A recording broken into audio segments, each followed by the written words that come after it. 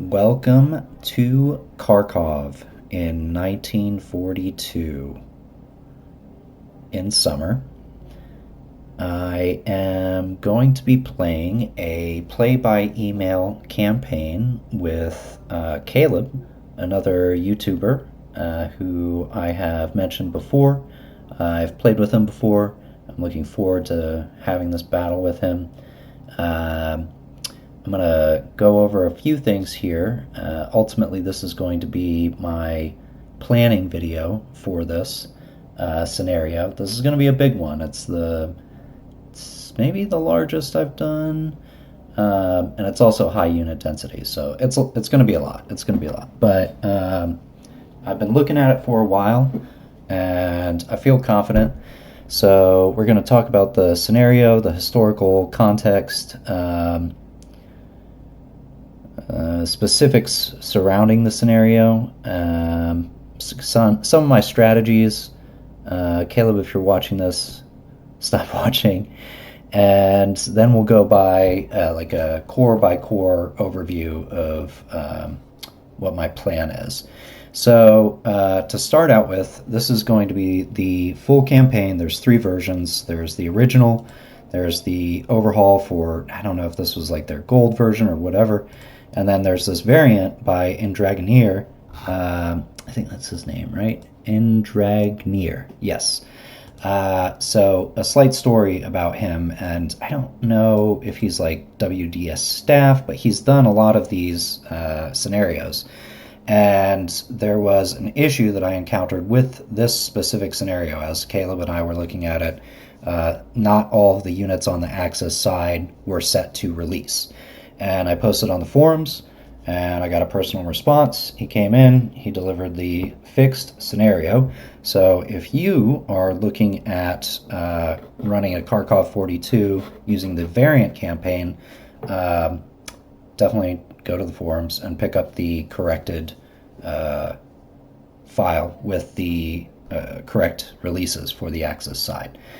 Okay, so that being said, the variant campaign, I'm going to go ahead and start this. So I am going to be playing the Axis, and I'm going to set the... I'm not actually going to do anything in here, but what I want to do is be able to like move around the map and poke units and that kind of thing. So I'm going to let the turn run while I go ahead and kind of ramble on about what I know about the historical context here. So, Kharkov, this is the second Battle of Kharkov, and originally, in 1941 with Barbarossa, it was captured. The Russians tried to take it back in 1942. After they had defended against the attack on Moscow, they had some breathing room, and they thought that they were going to be slick, and they wanted to grab a salient around the Axis positions and capture the Sixth Army. Ultimately, the Sixth Army did end up getting captured at Stalingrad, and that's part of the very interesting historical context that I see in this scenario, and one of the reasons that I'm interested in this scenario. I'm also very interested in Kharkov 43, which has some really cool scenarios.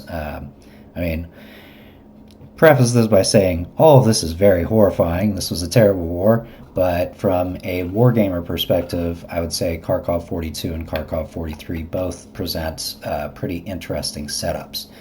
So the way that it went is that the Russians attacked to the north of Kharkov. Turn on the map labels here so you can see it here. They attacked to the north of Kharkov, and they attacked from the southwest of Kharkov. And their objective was to encircle the Sixth Army, and it just did not go well for them. I was looking for a book to read about this engagement, this campaign.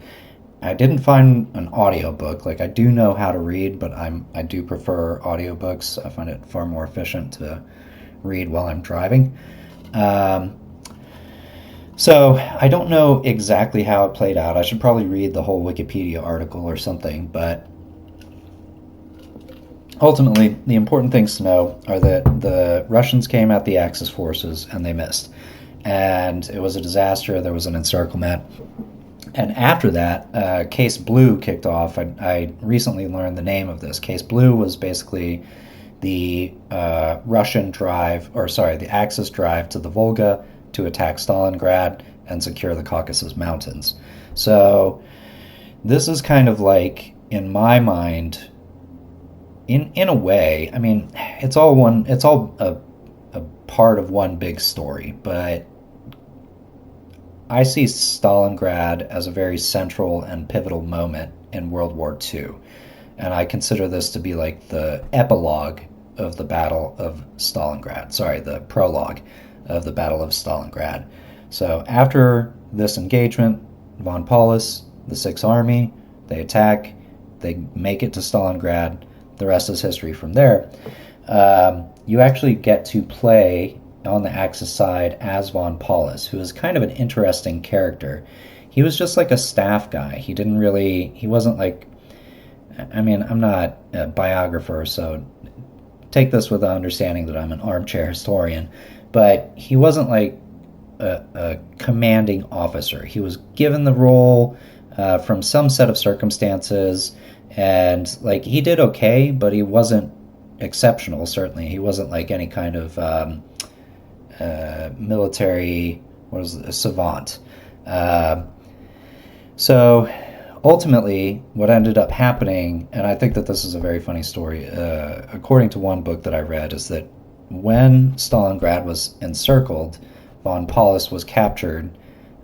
Hitler had promoted him to the rank of field marshal, which in Hitler's mind was basically a way of saying like this promotion happened while Stalingrad was encircled, and it was Hitler's way of kind of backdoor saying to von Paulus is that like you better kill yourself, and von Paulus did not kill himself. And when he was interrogated, the Soviets were like, "We captured you," and he was like, "Nope, you surprised me." I always thought that was so funny. So I think that it's just kind of an interesting character study. I mean, he had a very stressful job, and also he was committing a horrific act of like wanton violence and extermination against an entire country of people. So definitely not like a good guy in this story, but he is an interesting character, and it is interesting to see him represented in this particular scenario. I do not have Stalingrad 42, but I'm thinking about getting it. And something that I was kind of thinking about was what it would take to play World War II chronologically. Like you could almost do the Eastern Front chronologically. There's probably some parts that aren't covered, like Barbarossa is not included. Barbarossa is not included, at least in Panzer campaigns. There might be another scenario. Anyways, so it's an interesting backdrop. It's an interesting scenario. I'm very curious to see how it will play out. Caleb's a good player. He has a lot of experience with war game, different types of war games, certainly far more than me. And I think it'll be fun to play against him.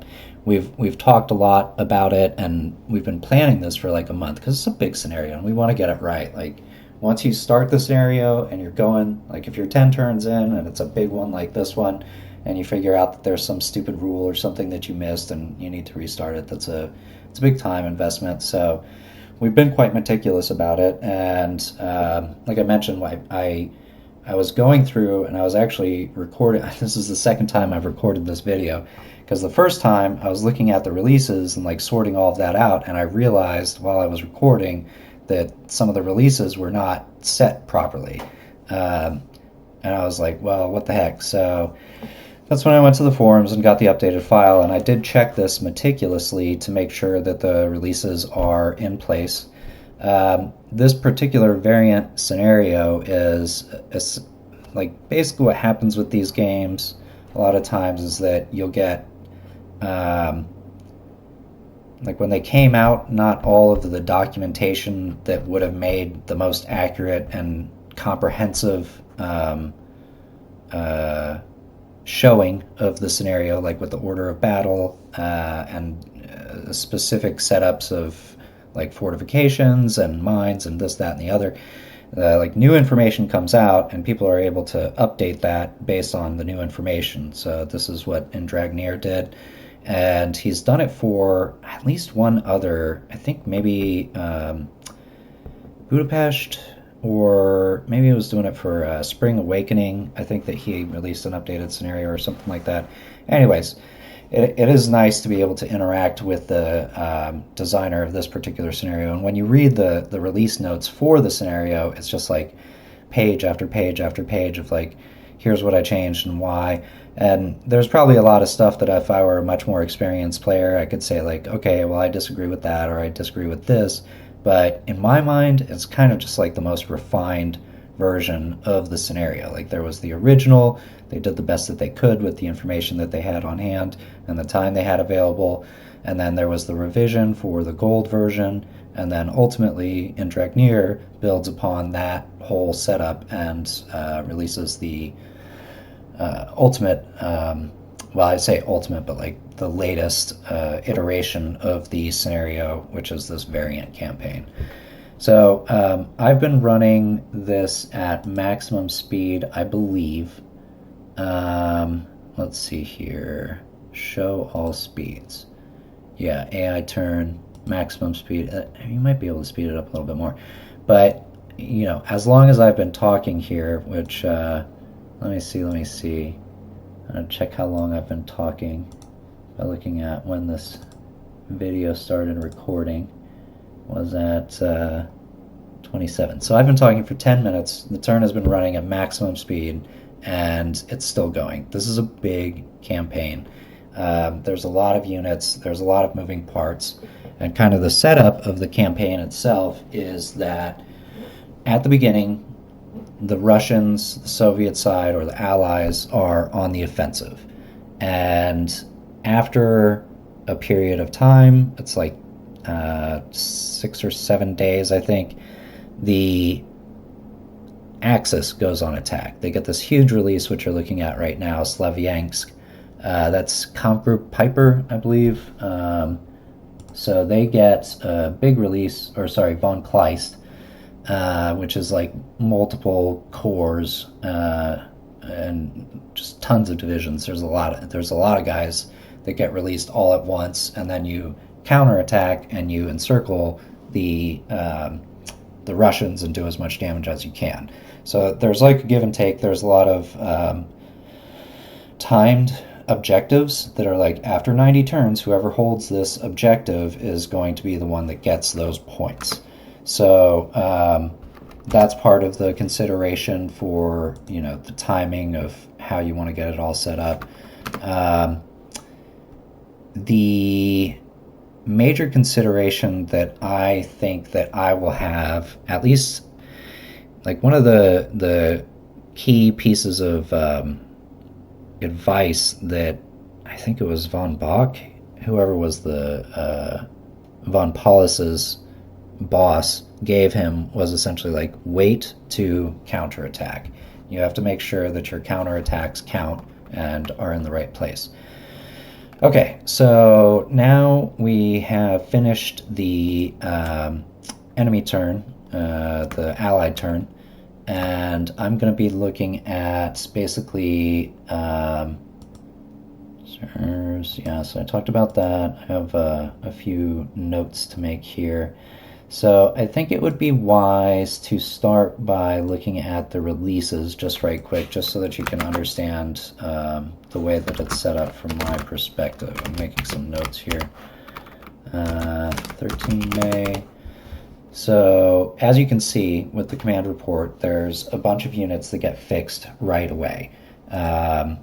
There are various units, and I don't understand exactly why it was set up that way, but like instead of starting the scenario fixed, the scenario starts and then the unit becomes fixed and is later released. So if we look at the units and releases section, we can start to see when things are coming online. This is the 113th, which I get the morning of, so it is, man, it's the 12th of May at 6 a.m., and I believe this scenario just has like regular 2-hour turns. There is a dawn and dusk let me look at the, I'm going to look at the parameter data because there's a few key components here as well. So there is night move disruption, 60%, which is not awful. The end, 10% per turn. Russian air availability. Oh yeah, apparently during this battle, there was a massive air advantage that the Axis had. And you can see that reflected here as Axis air interdiction 30%, while his Russian is 1%. Interdiction effect is 25. Air interception is 50% for Axis. So effectively, he's not going to have air support, while I'm going to have probably a lot. Let's see what my... Yeah, that's a pretty good amount, I'd say. And I plan on using that judiciously. I think the kind of meta strategy for that is to use it frequently so that it like, because you only can get a certain amount of air refreshes per turn, I think is how it basically plays out. So let's see. There's refuel. There's no dust spotting.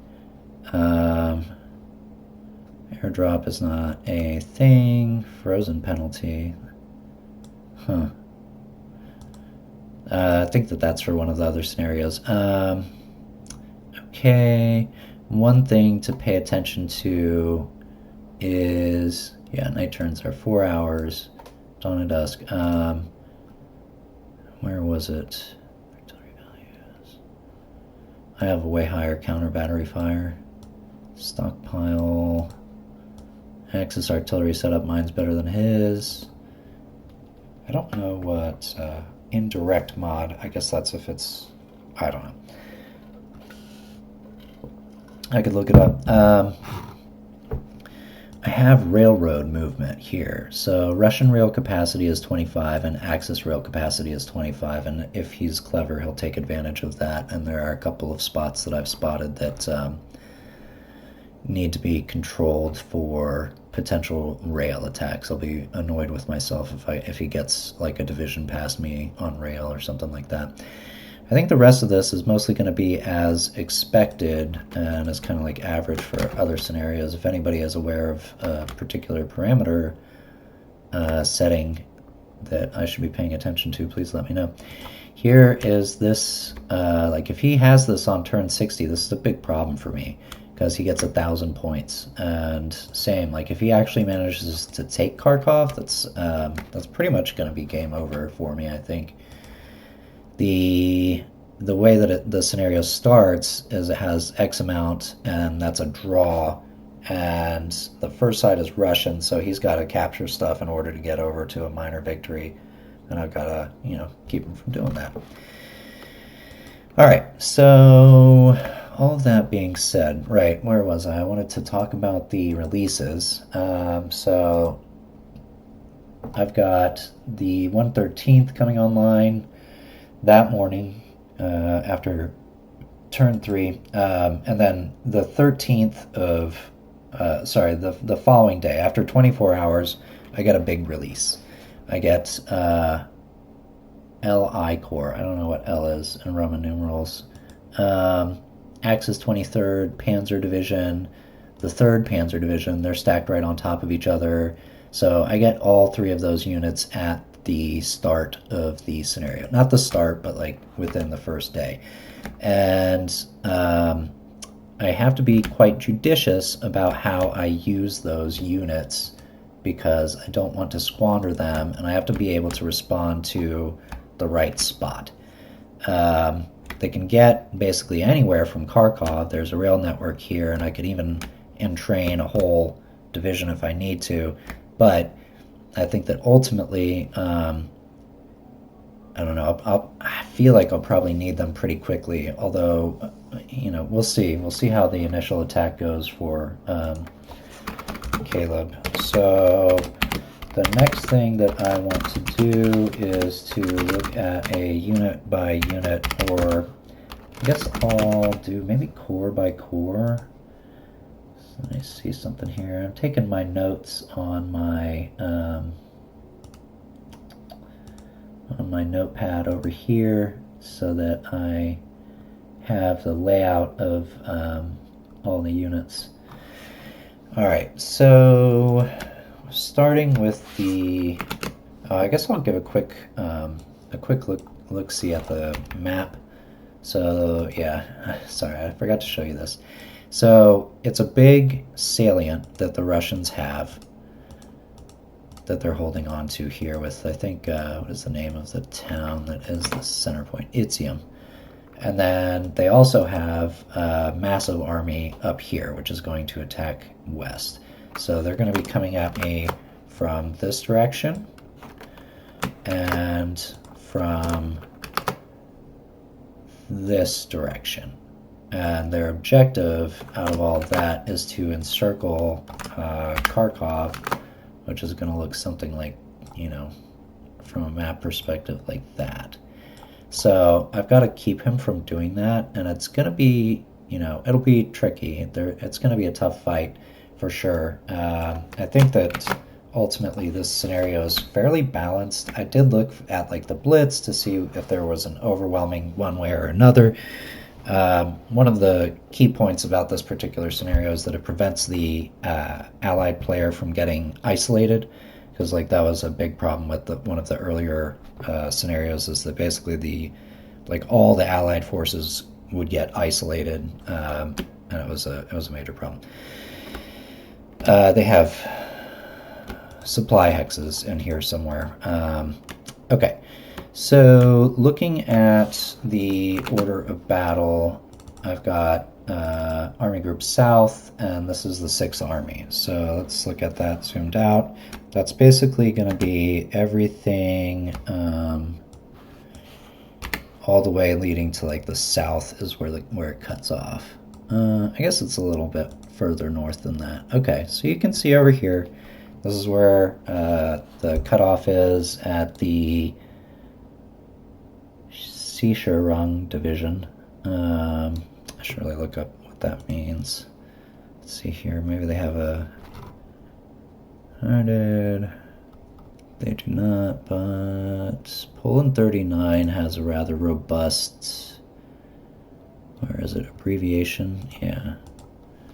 Let's see here. I think I looked this up before. I don't think it's here. Sisharang. Okay. Anyways, so here where the Hungarians pick up is where you're going to get the remainder of the, I think it's just going to go straight into Army Group von Kleist at that point. So I don't know exactly how the subordination worked at the time. You know, there is a fair amount of kind of abstraction in these games where they just have to force the game engine to fake doing whatever it needs to do. So I wouldn't be surprised if like a lot of these units, these Hungarian units, were subordinate to other organizations and then were included in Army Group von Kleist. So coming back to the Army Group 6, or sorry, the 6th Army, we are looking at the, what is this going to be, the 17th Corps, and that covers units which are up in my most northern sector. So let me look again at my time. I think I'd do pretty well on time here. I'm aiming for about an hour, so hopefully that doesn't drive you off. I'll give a quick overview, like in the 3D view. You can see all the minefields and big thick forests. I do have one other thing that I had to show. I downloaded this mod so that I could, let's see here, screens, no. Saves? Yeah. This mod shows like basically impassable terrain. So it highlights like where marshes are and rivers are. So I spent some time looking at this as well. An interesting kind of layout. I didn't realize Belgorod was on this map. Let me see that. I didn't even notice that. Belgorod is up here.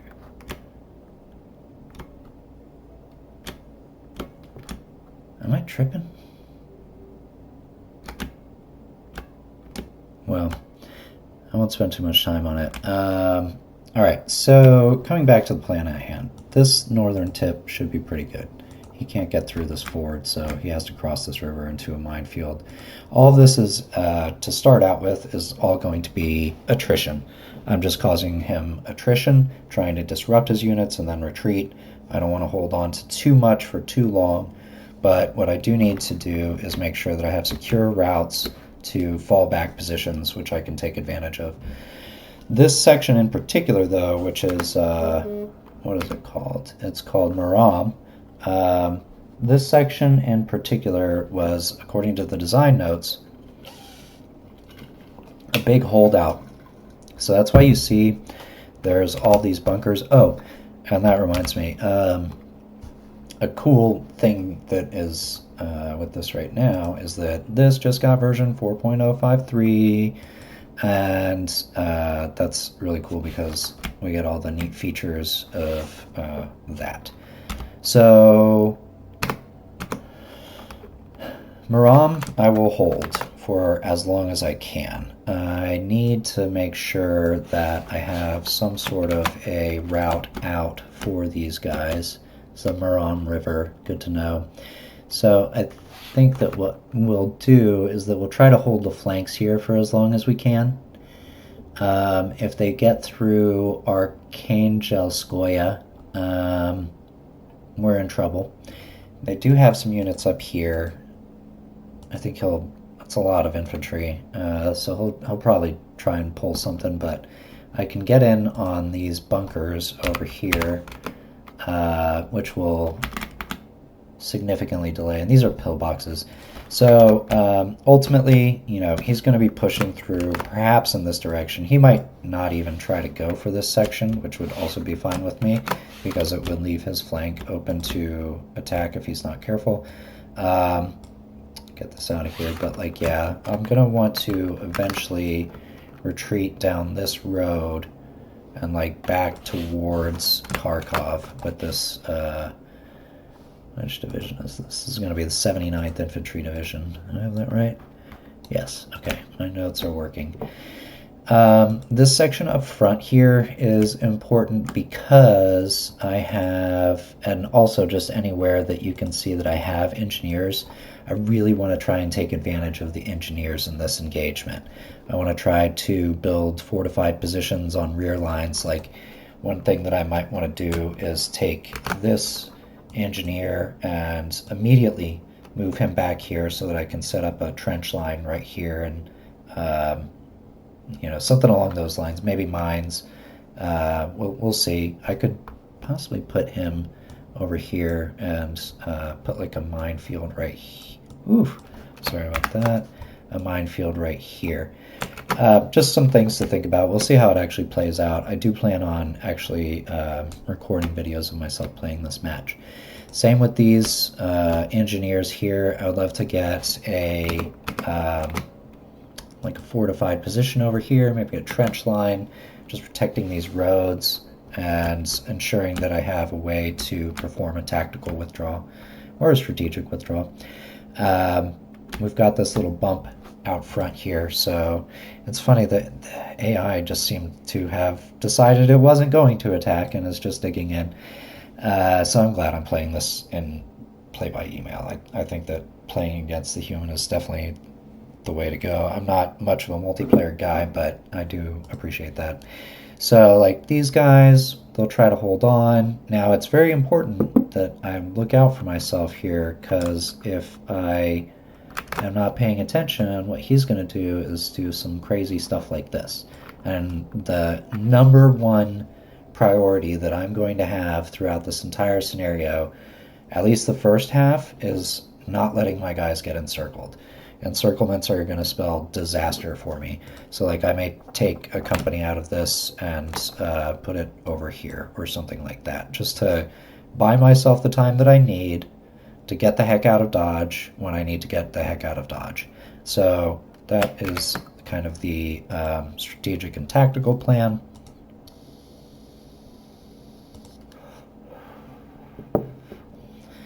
This line here, this is the 294th Division. So what my rough plan is here, I got these, one thing to also note here is that I have 2 motorized battalions of engineers ready to rock and roll immediately, and bridge engineers and stuff like that. I'm highlighting fixed units right now. So yeah, I've got these bridge engineers. They don't have a place for me to build a bridge. Well, maybe. I'm trying to look for if there's like a road like here. If I needed to use this road, it doesn't appear to have a bridge, so I would have to pay the cost for that. I can actually maybe be able to test that. Well, no matter right now. In any case, the point that I'm making though is that I really want to take advantage of my engineers. I want to set up a defensive line right here, and maybe something right here that the 294th can use to cover our retreat. It would be really great if I could have something like that set up. And I've got this unit of engineer over here. I've got that unit of engineers, these battalions over here, so that would be really useful to me. And I think possibly, like if I'm looking here, I see this ford, so that means he's, like I can't stop him from crossing here. This rubble will slow him down. There is a bridge. If I have the capability to blow any bridges, I probably will take advantage of that, but you know, certainly this little bit of the river here is not going to slow him down. There's no real natural water barriers that are in my control. He's already got me pushed back a little bit. So from whichever river this is, I think this is the Severny Donets. Yeah. So that's the 294th. Their job is the same. Everybody's job is the same. It's to delay them and cause them grief along the way. You gotta be real careful about like little areas like this where he might be able to force an entry by assaulting into one hex or the other. And then, you know, the second that he's through that, he can start moving around, especially if he has motorized or tanks. And he will have tanks. I think probably the way that the Russians usually fought, I don't know exactly how the scenario is set up for him, but the way that the Russians usually fought is that like they hit hard with infantry up front, and then, you know, usually maybe supported by tanks, but there was almost always going to be an exploitation force to follow after that. At this stage of the war, mostly what happened was that the exploitation force, like the initial attack got ripped to shreds, and they committed the exploitation force, which also got ripped to shreds, which I think is what's going to happen here. But that's the 294th. Now I've got the 168th. Let me find this here. Oh, 168th. That's reinforcement. That comes in 14th May, and that will come up from the north side. I already looked at that. So next up, LI Corps. That is this group. So they are all fixed right now, but they'll be coming online day 1, if you know, starting at day 0. This group covers quite the long front. Hang on. So here's the 44th Infantry Division. Oops.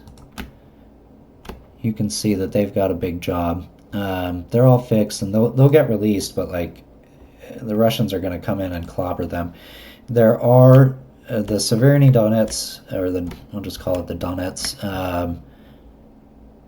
There are a number of crossing spots, a lot of fords.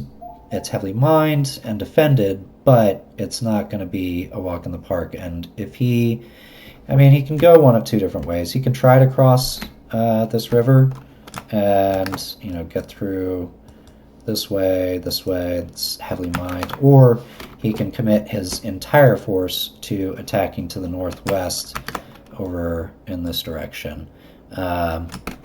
I think historically what the Russians aimed for was, where was it? Krasnograd. Or at least part of their forces aimed for Krasnograd, which probably be a good idea to avoid that. I was going to say that if I played this, it's not worth going after Krasnograd if I don't need to like secure this road. So, all right. the 44th Infantry Division, they're spread out, so that's going to be tough. And I think that in most cases, what I'm going to want to do, because I've got these engineer battalions over here, I think I'm going to blow all these bridges. I mean, it will be useful at some point to, come back and counterattack, but I have more flexibility, I think, than he does as far as that goes.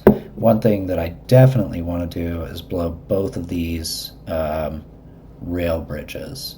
So, how do I do that? Damage bridge. Yeah. It failed? I guess. See if any of these guys can get it.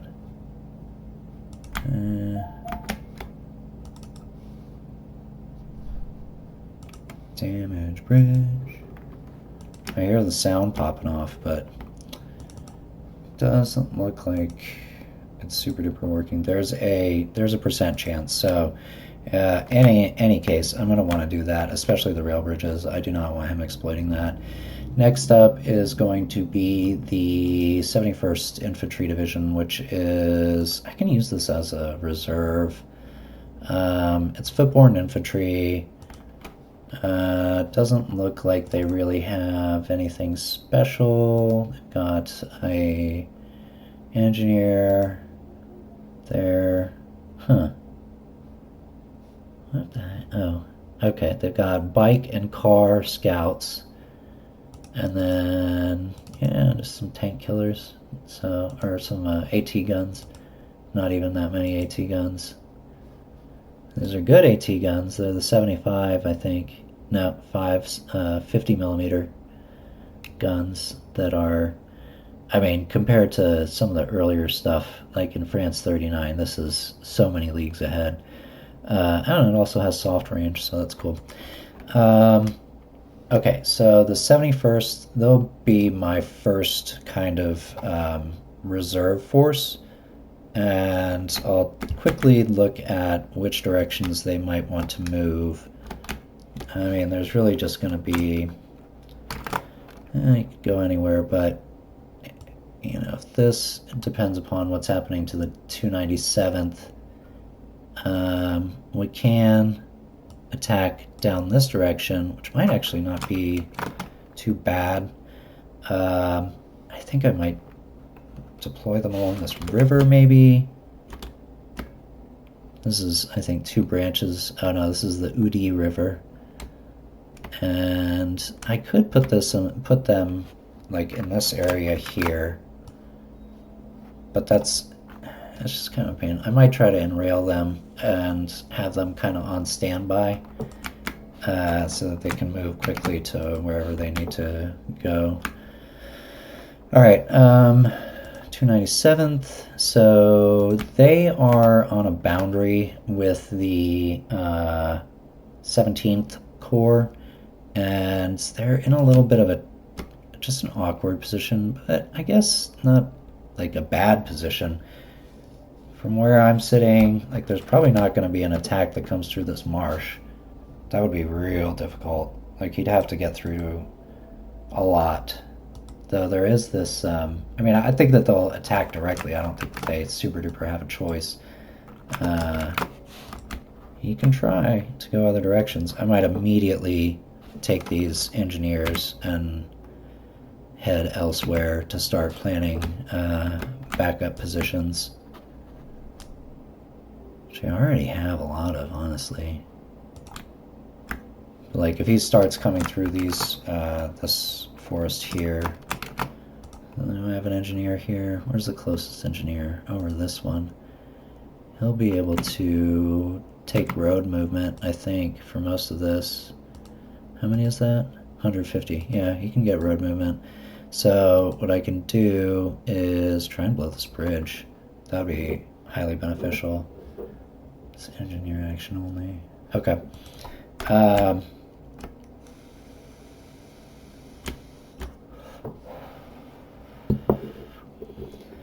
going to look at what L is for Roman numeral, because I'm tired of not knowing that. What is L in Roman numerals? Oh, it's giving me all kinds of AI.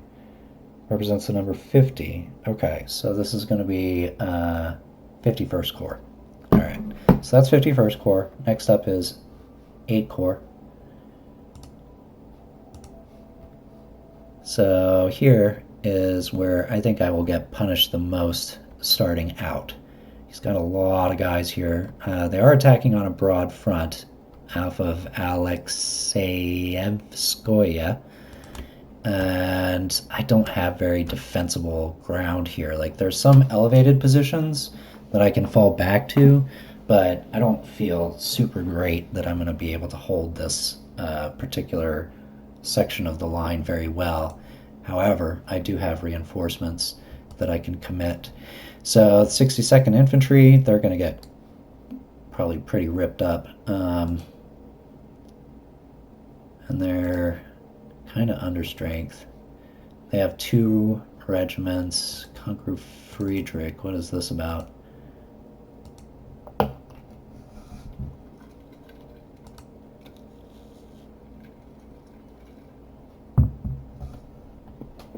Okay.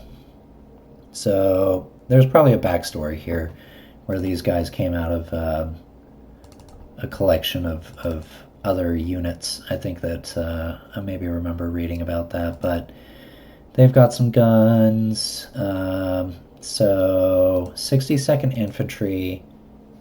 Let me see one more time. Oh yeah, they're like embedded within this division. So anywho, I've got a little bit of reserve that I can commit like essentially immediately with this comp group here. I've got some engineers over here. This is a heavy bridge. It's not really gonna do much though. I don't know, maybe I'd destroy it.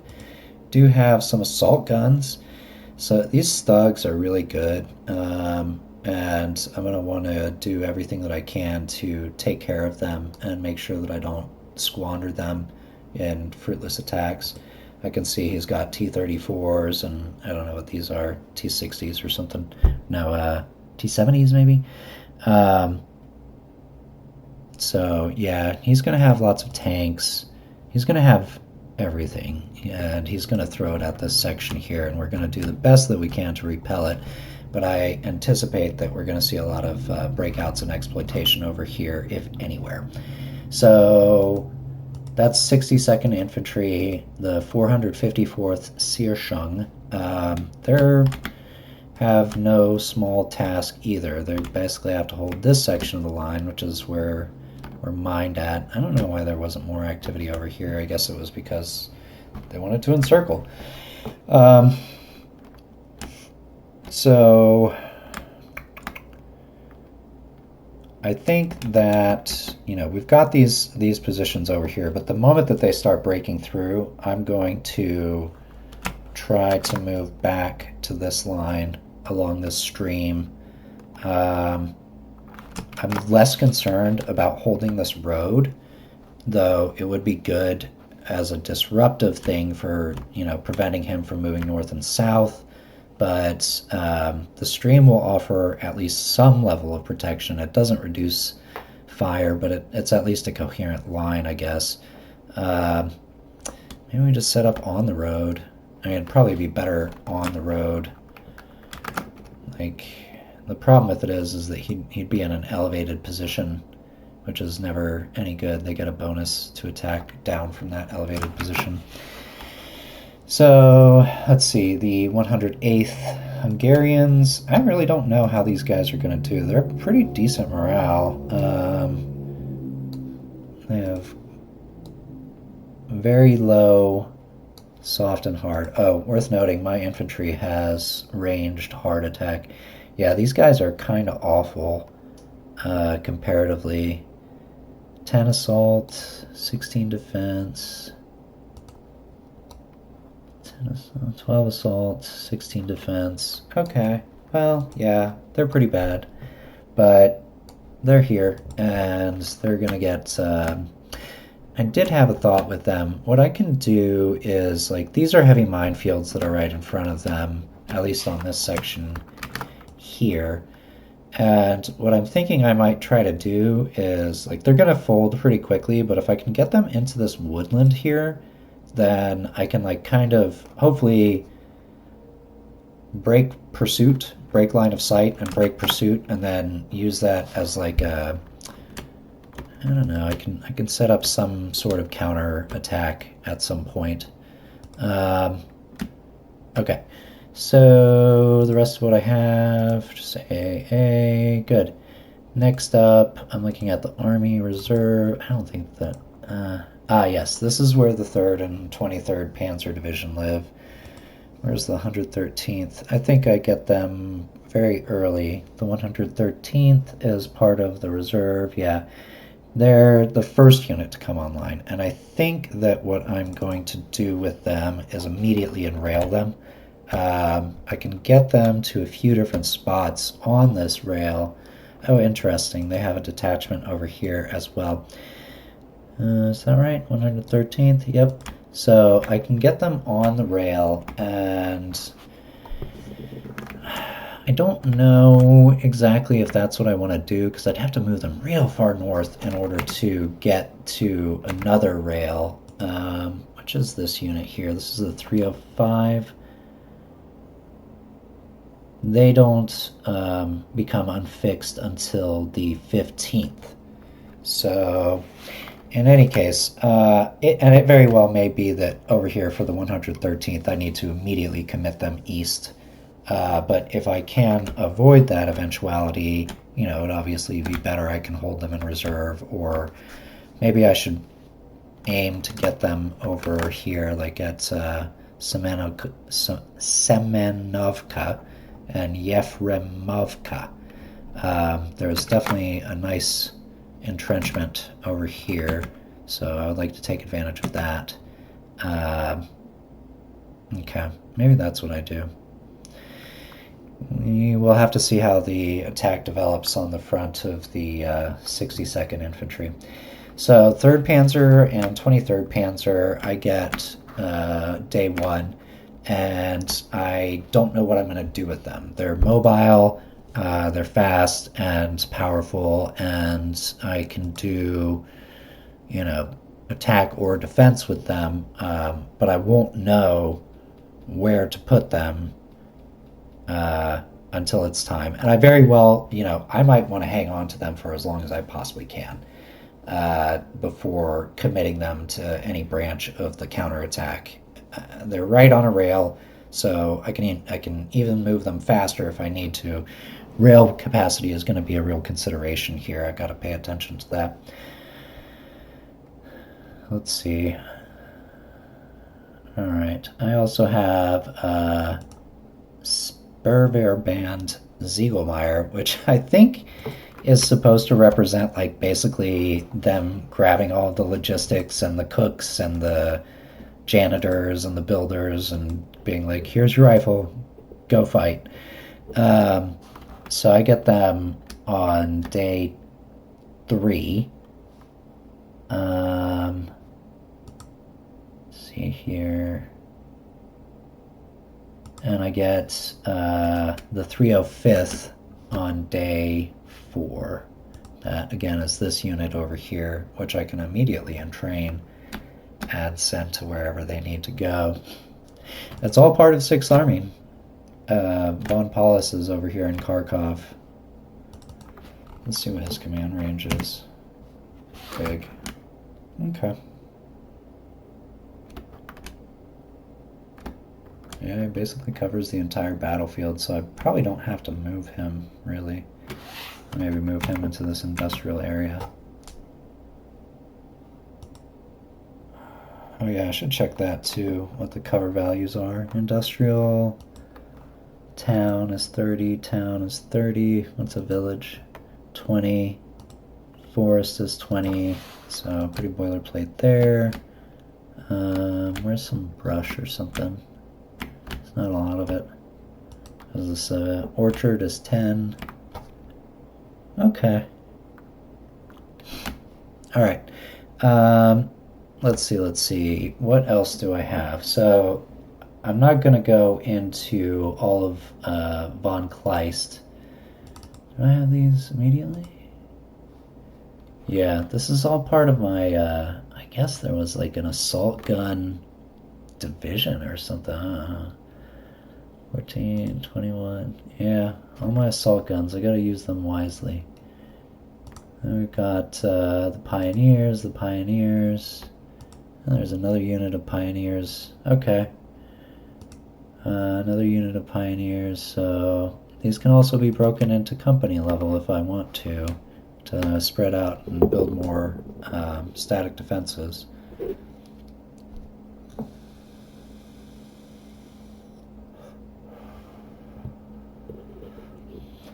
If I can hold on to this, like immediately get these guys out of here. Not immediately, but like pretty quickly. Don't let them get surrounded. What else do I have here? Yeah, these guys can be broken down. Do something like this. I'm thinking that if what I wanted to do was form a defensive line, like I've got engineers, and this trench line over here, like if I could set up a defensive line here, because I already have trenches, and I don't think that it's going to be super worth trying to hold these trench lines. I think it'd be better to set up something like this, and if I had like kind of a strong point, a fortification wall that went something like this, that could really slow them down. I'd still, I'd have to avoid encirclement, but if I were clever, trying to think, like if I were clever and I could also set up a defensive line here, then I could altogether keep this rail line, and as I said, being respective to the requirements of the scenario for the rail capacity, I could evacuate a lot of guys via rail very quickly and just leave him kind of punching in open air. I don't need to fight over every square kilometer, especially not ground that's like going to be ultimately fruitful for me. Let's see. I'm keeping in mind that I do have all of the oops. Where is my come on. There, all of these victory points. But these are all 90-day victory points or 90-turn victory points. So he needs to be holding them at turn 90. So if I give these up early on in the encounter, then ideally I would need to take them back, but I still think it would be at least worth considering, like just kind of abandoning this front line, because I don't think it's gonna do me any good really. We'll find out soon enough, and the first attack may be vicious enough that he starts encircling me right away over here. What else? So talked about Stugs. We went over the I've got these bridge engineers here's. Okay. I don't know what I'll use them for. Probably entrenching early on. Oh, my friend the 88. Where are you? Okay. I'm trying to get you somewhere worthwhile. I don't know where that's going to be. I might want to just hold on to you for a while. Okay. Some big flak. I can split these guys up. That'd probably be a good idea. Artillery. I've got lots of artillery. Nothing super wild over here. These are 21 centimeter, or is that right? Yeah, 21 centimeter. It's big guns. See the difference in attack. 24 soft versus 13 on these 10.5s, which makes sense. It's basically double. Okay. Oh, what's this? Do I have a train? Yeah, I sure do have trains. Look at that. What is this icon? That is not what I'm used to seeing. Oh, it's because it's an AA train? Okay. Okay. What else? What else? Yeah, let's get through here. What is this?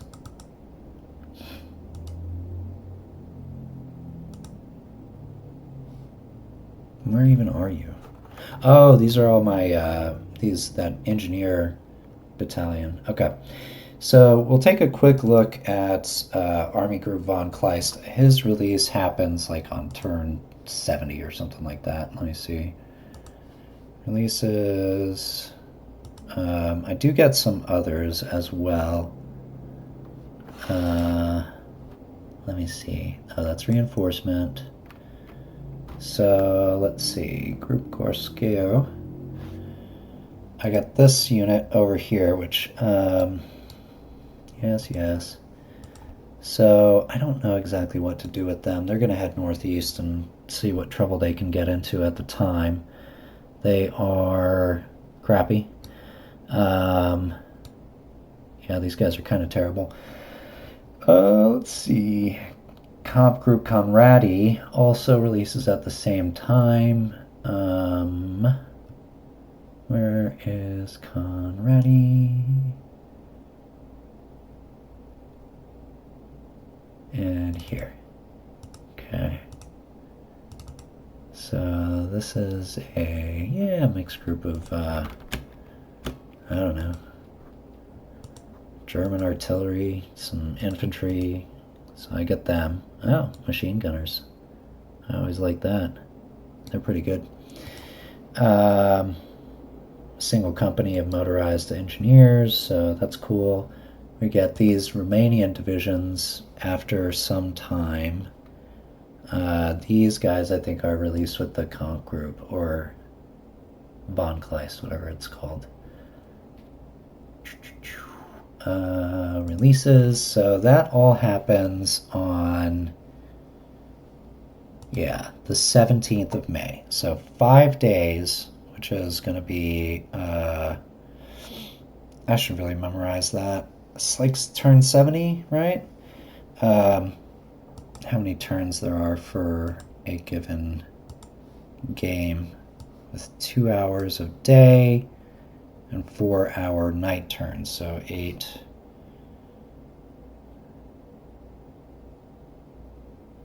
Yeah. I'm not going to worry about that right now. Anyways, so you can see with the von Kleist, the Army Group von Kleist, it's an army group.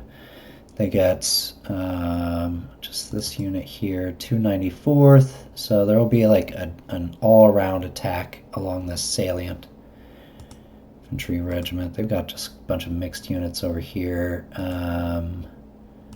This is the major striking force that I have. Look at how many divisions this is in this Army Corps. It's the 44th Corps. So they get 68th Infantry, 257th Infantry, 384th under strength. They get the 97th Light Division. I wonder what's up with that. Yeah. This guy's morale B. 101st Light Division. Also morale B. Not as good in the hard and soft attack.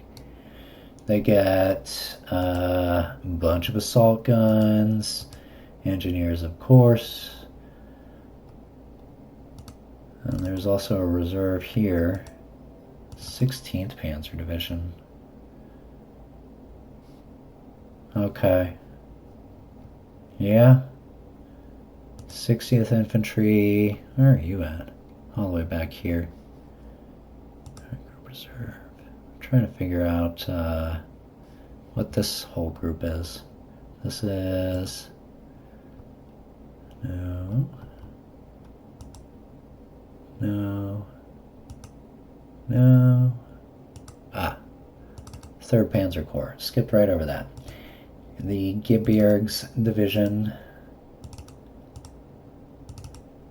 think that's police. Oh, look at the size of these battalions. 1,000 men. More Gebirgs. Artillery. More pioneers. We got some, what do we got here? Bicycle. Recon. Okay. It looks good, man. 14th Panzer, 100th Light. Ooh, a cavalry group. Neat. Oh, that's cool.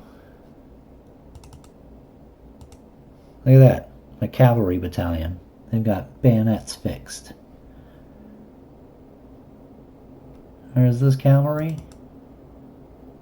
Doesn't look like cavalry. I'm skeptical.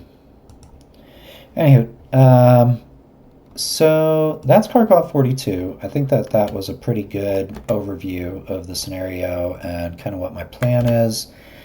As I said, I'm going to record these matches or these turns as I play through them. It's probably going to take a while. Playing maximum speed, it still took like 13 minutes to cross his turn, so yeah, I don't know exactly how it's going to go, but I'm going to record it, at least a lot of it. So I'll wrap it up for now, and I will see you in the next installment.